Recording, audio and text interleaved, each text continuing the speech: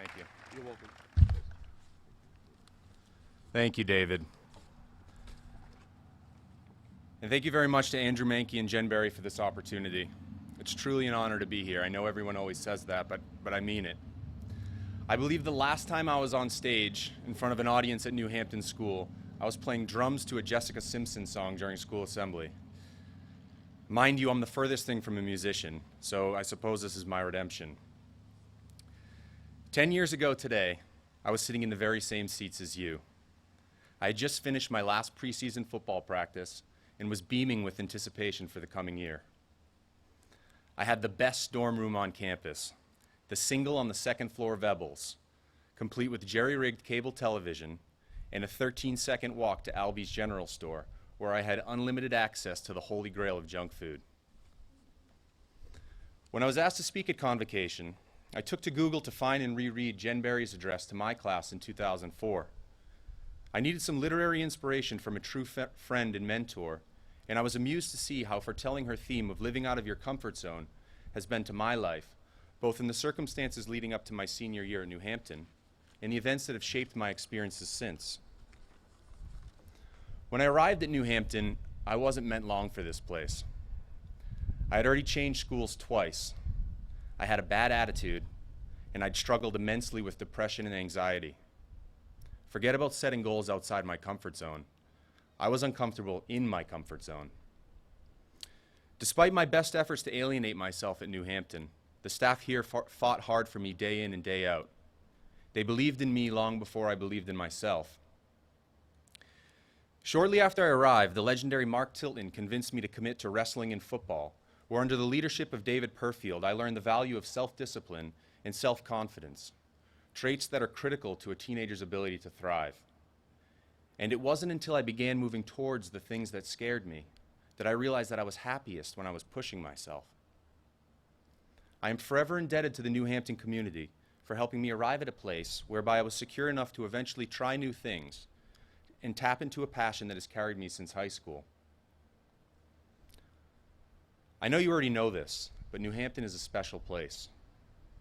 A lot's changed since I've left. I don't think I'd get in today, but the spirit is still the same. So many good things happened here, and it was hard to leave, although my parents were certainly relieved when I graduated and was accepted to St. Lawrence University. After graduating from college, I was all set to go to law school.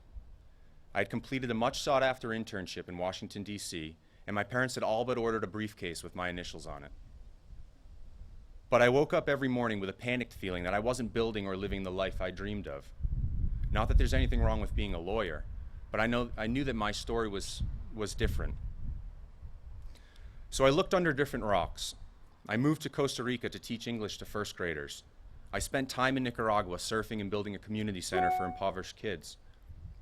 And I eventually ended up in East Africa, where I've finally been able to fuse my love of helping kids with my passion for adventure.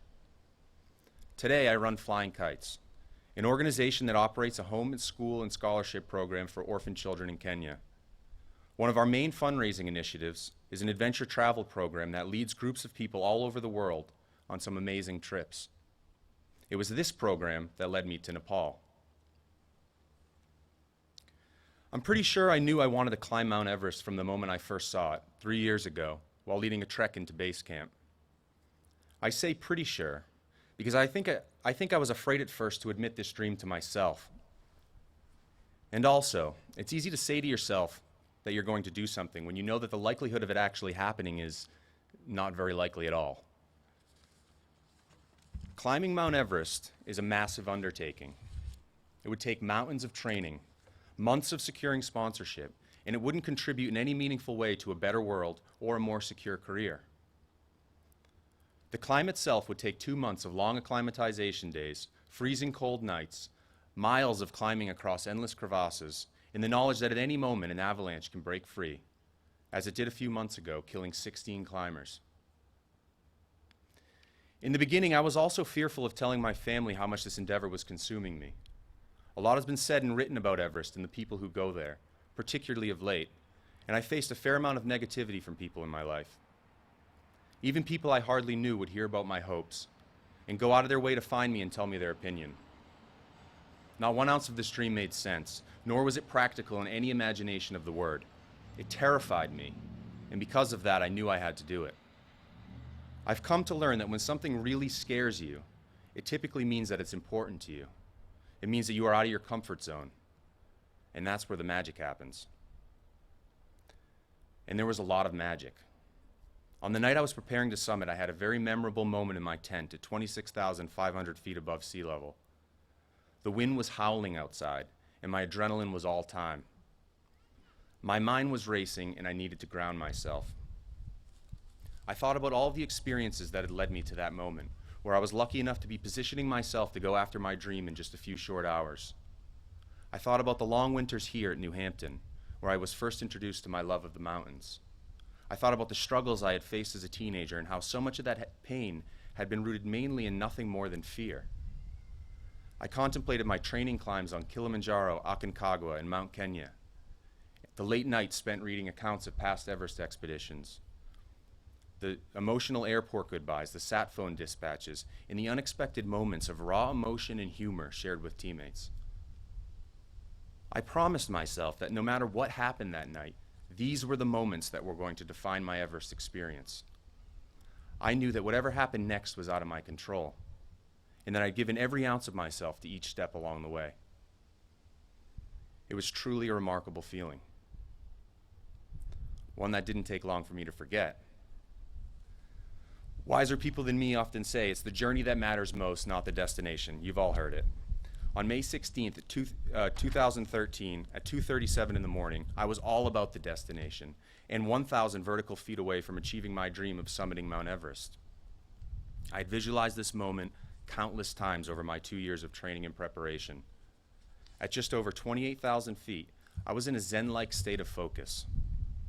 So focused, in fact, that I didn't realize that the weather conditions around me had quickly shifted from unfavorable to flat-out dangerous. Kanchanuru, my Nepali climbing partner, began to pray. Om Mani Padme Hum.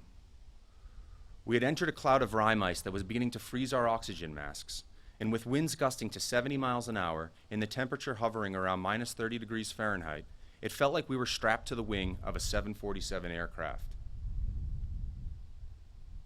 And just like that, I knew our summit attempt was over.